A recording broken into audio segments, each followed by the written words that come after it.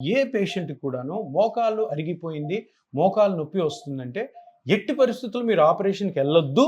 ఇంకొక మంచి మార్గం ఉంది. ఆ మార్గమే ఈ ప్లాస్మా థెరపీ, పిఆర్పి థెరపీ లేదంటే గ్రోత్ ఫ్యాక్టర్ థెరపీ అంటుంటాను కదా. ఈరోజు మనం ఆపరేషన్ థియేటర్లో ఒక ఇంజెక్షన్ చేయబోతున్నాం మోకాలుకి.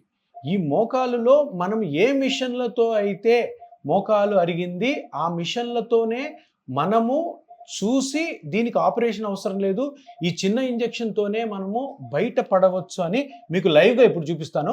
మీరు ఇప్పుడు అక్కడ ఆ మిషన్లో ఈ పేషెంట్ యొక్క ఎక్స్రే చూడండి ఎలా ఉందో. నేను అక్కడ చెప్తాను రండి. ఇప్పుడు చూడండి ఈ మిషన్లో, దీన్ని ఫ్లోరోస్కోపీ మిషన్ అంటాం. ఈ ఫ్లోరోస్కోపీ మిషన్లో ఏం కనపడుతుంది? ఇది మోకాలు జాయింట్. ఇది అర్థమైందా? ఈ మోకాలు జాయింట్లో మామూలుగా ఆపరేషన్లు ఏం చేస్తారు? ఇక్కడ నుంచి ఇదంతా కూడా తీసేస్తారు. ఇది చూడండి ఎంత భాగం తీసేస్తున్నారు. ఇది మొత్తం తీసేసి ఈ పైన మెటల్ పెడతారు, కింద మెటల్ పెట్టి ఈ బోన్కి ఈ మెటల్కి మధ్యలో సిమెంట్ వేసి అతికిస్తారు. అర్థమైందా? ఈ మెటల్కి ఈ బోన్కి మధ్యలో సిమెంట్ వేసి అతికిస్తారు. కానీ ఇప్పుడు మీరు చూడండి, ఈ బోన్ తీసేయాల్సిన అవసరం ఉందా? నీట్గా ఉంది, చూసారా?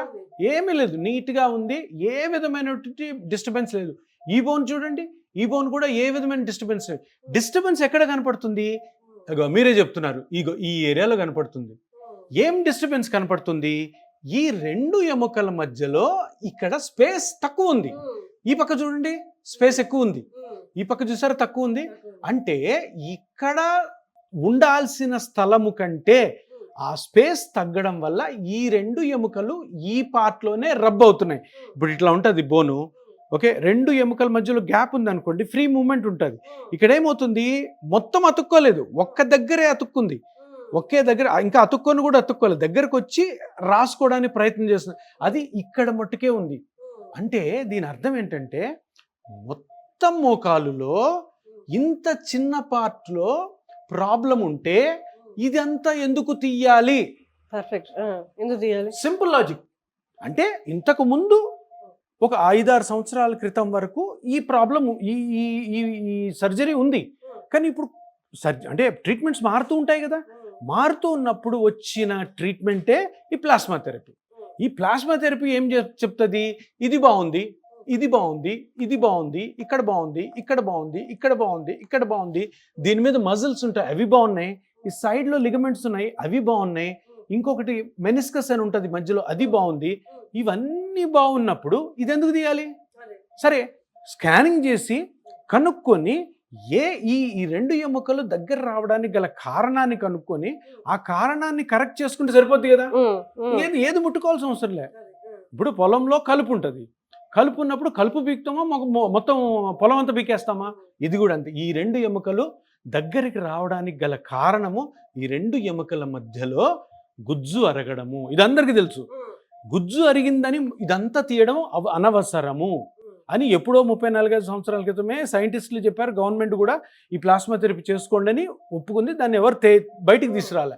6-7 సంవత్సరాల నుంచి నేను దాన్ని బయటికి తీసుకొచ్చిన తర్వాత ఈ మోకాలు మొత్తం తీసుకునే అవసరము మనకి లేదు. సో ఇక్కడ మీ రక్తంలో తీసిన కణాలని కానీ ఇక్కడ కరెక్ట్గా వేసామనుకో, ఇప్పుడు ఇక్కడ వేసామనుకో వేస్ట్. కొంతమంది పిఆర్పి చేస్తుంటే నాకు తగ్గలేదు, ఫెయిల్ అయింది అంటుంటారు. ఎందుకు తెలుసా? దాన్ని తీసుకొచ్చి ఇక్కడ వేస్తారు. ఇక్కడ ఆల్రెడీ ఉంది గుజ్జు ప్రాబ్లమే లేదు, ఇక్కడ తీసుకొచ్చేస్తే వేస్ట్. సో అది ఏమొద్ది, పేషెంట్కి నమ్మకం ఉండదు, చేసిన డాక్టర్ కూడా పిఆర్పి పనిచేయదురు అంటారు. అందుకని ఇక్కడ కరెక్ట్గా వేయడం వల్ల, ఎక్కడైతే గుజ్జు ఎంత అయితే అరిగిందో కనుక్కొని అక్కడ వేయడం వల్ల ఇక్కడ గుజ్జు పెరిగి కంప్లీట్గా పేషెంట్ రికవర్ అవుతారు. సో ఇది అందుకనే నేను గత 8 సంవత్సరాలుగా చెప్పేది ఒకటే మాట, మీకు ఆపరేషన్ లేకుండా బయటపడే చిన్న ఇంజెక్షన్ మార్గం ఒకటి వచ్చింది. అందరు దాన్ని నమ్మండి, కానీ కరెక్ట్ అయిన డాక్టర్ దగ్గర చేసుకోండి. కరెక్ట్ అయిన ఇన్స్టిట్యూట్లోనే, ఎక్కడైతే ఆపరేషన్స్ జరగవో, ఏ హాస్పిటల్లో అయితే ఆపరేషన్స్ జరగకుండా ఈ పిఆర్పి పద్ధతి ద్వారా నిష్ణాతులైన, అంటే బాగా ఎక్స్పీరియన్స్ ఉన్న డాక్టర్స్ దగ్గర చేసుకోవడం ద్వారా పిఆర్పితో మీరు 100% నొప్పి లేకుండా బయటపడతారు. సూపర్.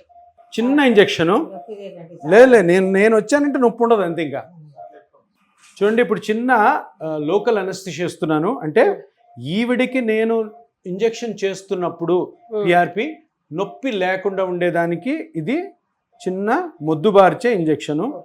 లేదమ్మా స్వరాజ్యమ్మ, ఇది చిన్న ఇంజెక్షను, దీని తర్వాత మీకు నొప్పే ఉండదు. అంతే అంతే, కొద్దిగా చీమ కుట్టినట్టు ఉంటుంది అంతే అంతే. ఎంత మీ వయసు ఇప్పుడు? మీ వయసు ఎంతమ్మా? 75. సూపర్. 100 కొడతారు మీరు, 100 కొట్టాలి అంతే. లేదు మీరు 100 కొట్టాల్సిందే, 100 కొడతారు మీరు అంతే. షూట్. ఇప్పుడు ఎడం కాలు అయిపోయింది, కుడి కాలుకి కూడా నొప్పి లేకుండా ఉండేదానికి ఒక ఇంజెక్షన్ చేస్తున్నాను. Shoot shoot shoot. చూడండి, చిన్న సూదమ్మా, కొద్దిగా బాగా సెన్సిటివ్ ఉన్నారు మీరు. ఏం కాదు ఏం కాదు.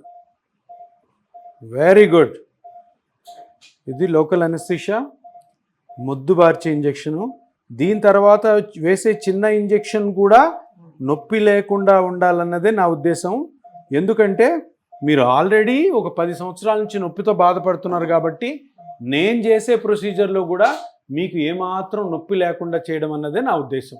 అందుకనే మీకు ఫస్ట్ మత్తిచ్చి ఎటువంటి ఇంజెక్షన్ పెయిన్ లేకుండా, ఎటువంటి ఈ ఇంజెక్షన్ చేసుకోవడంలో మీకు భయం లేకుండా ఉండేదానికి ఈ ప్రయత్నం. ఏమా? Very good. ఇప్పుడు ఏం నొప్పి ఉండదు మీకు. సో ఇప్పుడు ఇది ఈ ఈ నీడిల్ని మనము గుజ్జు ఎక్కడైతే అరిగిందో అక్కడికి తీసుకెళ్ళి దాని తర్వాత ఆ ఏరియాని ఈ మిషన్లో కనుక్కొని అక్కడ మనము plasma therapy or PRP or growth factor థెరపీని ఆవిడ బ్లడ్లోంచి తీసిన కణాలని వదులుతాం అనమాట. ఇప్పుడు ఈ నీడిల్ ఇక్కడ పెడుతున్నాను. ఆల్రెడీ మత్తు ఇచ్చాము చూడండి, అందుకు ఏముండదు, మొద్దుబారి ఉంటుంది. లేదు ఇప్పుడుందా? లేదు కదా, లేదు కదా. చూడండి, ఏం లేదు, ఏముండదు, అయిపోయా. చూసారు, ఇంజెక్షన్ చేస్తున్నప్పుడు కూడా ఆవిడకి నొప్పి లేదు. అంటే మనం ముఖ్య ఉద్దేశం ఏంటంటే ఆల్రెడీ నొప్పితో ఉంటారు పాపం వీళ్ళు, మన దగ్గరికి వస్తారు. మనం ఇచ్చే ఇంజెక్షన్లతో కూడా నొప్పితో ఇది చేయకూడదు. కొంతమంది ఎక్స్పీరియన్స్ లేని డాక్టర్లు పిఆర్పి చేశారనుకో, వాళ్ళకి తెలియదు, ఎక్కడ గుచ్చాలో తెలియదు, ఇష్టం వచ్చినట్టు. ఇప్పుడు ఆపరేషన్ థియేటర్లో చేయరు, ఇటువంటి మిషన్స్ వాళ్ళ దగ్గర ఉండవు, ఎక్కడ ఇంజెక్ట్ చేయాలో వాళ్ళకి తెలియదు. అది ఇంజెక్ట్ చేయకుండా ఆ పిఆర్పిని ఆ కంపెనీ వాడు ఏదో చెప్పాడు కదా అని ఆ కిట్ తీసేసుకొని ఆ బ్లడ్ అందులో వేసి ఏదో ప్రాసెస్ చేసి గుడ్డిగా అనస్థీషియా ఇవ్వకుండా గుచ్చితే పేషెంట్ చాలా నొప్పించి నెక్స్ట్ సిట్టింగ్ కూడా మన దగ్గరికి రాడు. దాంతో ఆ పిఆర్పి కూడా ఎక్కడంటే అక్కడ వేయడం వల్ల ఏమాత్రం ఉపయోగం ఉండదు. కొంతమంది స్టెరైల్ కండిషన్స్లో ఆపరేషన్ థియేటర్లో చేయకుండా చేయడం వల్ల కొంతమందిలో అసలు ఇన్ఫెక్షన్ రాని ఈ ప్రొసీజర్లో కూడా ఇన్ఫెక్షన్లు వచ్చే అవకాశం ఉంటుంది. సో అందుకని చాలా జాగ్రత్తగా చేయాలి. దీని మీద ఫుల్ అవగాహన ఉన్న డాక్టర్ల దగ్గరే మీరు పిఆర్పి చేయించుకోమని నా మనవి. తప్పకుండా ఇది మీరు ఫాలో అవ్వండి. ఇప్పుడు చూడండి, ఇంజెక్షన్ మనం నీడిల్ చేసేది కూడా జాయింట్లోకి ఆ గుజ్జు అరిగిపోయిన దగ్గరికి వెళ్ళడం కోసము చూస్తూ ఆ మిషన్ చెప్పిన మాట వింటూ మనం చేయాల్సి వస్తుంది. షుట్ షుట్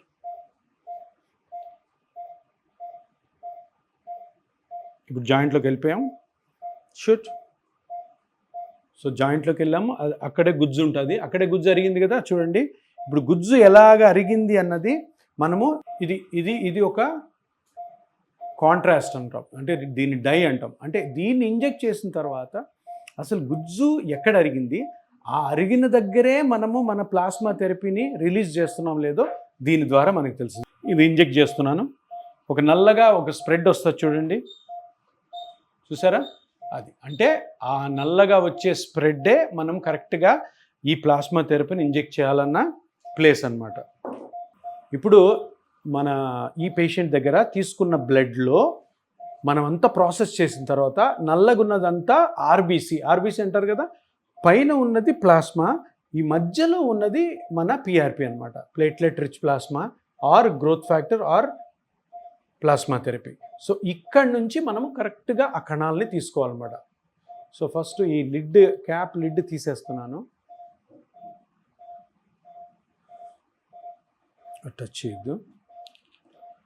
మనకి అనవసరమైనటువంటి పైన ఉన్న ప్లాస్మాని ఇప్పుడు ఇంజెక్షన్ ద్వారా తీసేస్తున్నాను. చూడు, ఈ పైన ఉన్నదంతా కూడా మనకి అవసరం లేదు, అది నేను తీసేస్తున్నాను.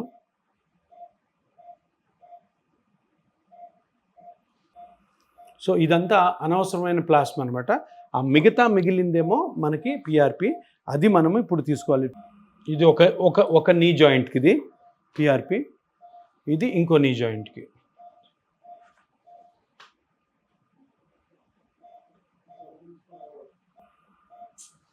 ఇది ఇంకొక నీలోకి పిఆర్పి, అంటే 2 తీసుకున్నాం మనము. చూసారా, ఇది లెఫ్ట్ దానికి, ఇది రైట్ దానికి, దేంట్లో ఇది ఏదైనా వేసుకోవచ్చు. సో దీన్ని ఈక్వల్గా డివైడ్ చేసి మనం నీ జాయింట్లో ఇంజెక్ట్ చేయాలన్నమాట. ఇప్పుడు ఫస్ట్ లెఫ్ట్ దానిలో ఇంజెక్ట్ చేస్తున్నాం. పిఆర్పి అమ్మ నీ రక్తంలోంచి తీసినది. దీంట్లో కణాలు ఉంటాయి. ఈ కణాలే నీకు అడిగిపోయిన గుజ్జుని పెంచుతాయి నెమ్మదిగా. ఇప్పుడు వరి మొలకలు వేస్తే మొలకలు అవుతాయి కదా, అట్లాగా ఒక 3 నెలలు పడుతుంది, స్లోగా పెరుగుతుంది. సో దీన్ని ఇప్పుడు మనం ఆల్రెడీ అక్కడ చూసాం కదా, అక్కడ మనము కాంట్రాస్ట్ ఇంజెక్ట్ చేసి చూసాం కాబట్టి అక్కడ కరెక్ట్గా గుజ్జు అరిగిందని మనకి తెలిసింది కాబట్టి అక్కడ మనం ఇది ఇంజెక్ట్ చేస్తున్నాం. సో ఎటువంటి నొప్పి లేకుండా లోపలికి నెమ్మదిగా మొత్తం వెళ్ళిపోయింది. షూట్, అది కూడా కరెక్ట్ స్ప్రెడ్ అయింది చూసారు జాయింట్ అంతా. సో ఈ విధంగా పిఆర్పి అయిపోయింది. సో సూది అయిపోయింది. ఎటువంటి చీమ కుట్టినట్టు కూడా మన స్వరాజ్యం గారికి లేదు. దీన్ని నెమ్మదిగా తీసేస్తున్నాం, అయిపోయింది. సో ఒక నీ జాయింట్ అయిపోయింది. ఇప్పుడు కుడిది.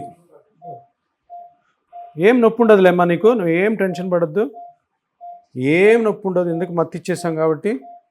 షూట్. సో ఇప్పుడు కూడా ఈ మిషన్లో చూస్తూ మనం జాయింట్లోకి వెళ్ళాము. జాయింట్లోకి వెళ్ళిన తర్వాత మళ్ళీ ఇది కరెక్ట్ ప్లేస్లో ఉన్నామా లేదా అని తెలుసుకోవడం కోసము కాంట్రాస్ట్ ఇంజెక్ట్ చేస్తున్నాము. కాంట్రాస్ట్ అంటే డై, అక్కడ తెలుస్తుంది చూసారా, ఎక్కడైతే మనకు గుజ్జు అరిగిందో ఆ ప్లేస్ని మనకు చూపిస్తుంది. అది చూపిస్తుంది కాబట్టి మనకు కరెక్ట్ ప్లేస్ అని అర్థమైంది. ఇప్పుడు మిగిలిన ఈ పిఆర్పిని ఈ కుడి జాయింట్లోకి వదులుతున్నాను. ఈ రోజు నుంచి కూడా సామ్రాజ్యం గారికి గుజ్జు పెరగడం మొదలవుతుంది. దీని తర్వాత ఇంకొక 2 సిట్టింగ్స్ ఉంటాయి ఈవిడికి. ఈవిడ అరిగిన గుజ్జు ప్రకారము ఇంకొక 2 సిట్టింగ్స్ ఉంటాయి. ఆ 2 సిట్టింగ్స్ వరకు మేము చెప్పిన ఎక్సర్సైజ్లే ఈవిడ చేయాలి. చేస్తూ మేము చెప్పిన యాక్టివిటీస్ ఏవైతే వద్దంటామో ఆ యాక్టివిటీస్ని ఆపాలి, ఏవైతే ఎక్కువ చేయమంటామో అవి చేయాలా, కరెక్ట్గా ఉండాలి. మళ్ళీ 15 రోజుల నుంచి 20 రోజుల మధ్యలో మీరు ఎప్పుడైనా వచ్చి 3వ ఇంజెక్షన్ తీసుకోవాలి. ఇది 2వది కదా, దాని తర్వాత ఇంకోటి ఉంటుంది. కానీ నేను చెప్పినవన్నీ కరెక్ట్గా పాటించారంటే మనం ఇద్దరం అనుకున్నామా ఒక 20-25 సంవత్సరాలు ఉండాలి అనుకొని దిగాలి. అర్థమైందమ్మా? అదే ఇట్లే ఉండు, హ్యాపీగా ఉండు. ఓకే, ఇప్పుడు 75, ఇంకొక 25 సంవత్సరాలు మీరు నొప్పి లేకుండా ఉండాలి. ఇదే నా బాధ్యత, మీ బాధ్యత కూడా. సరేనా? రైట్.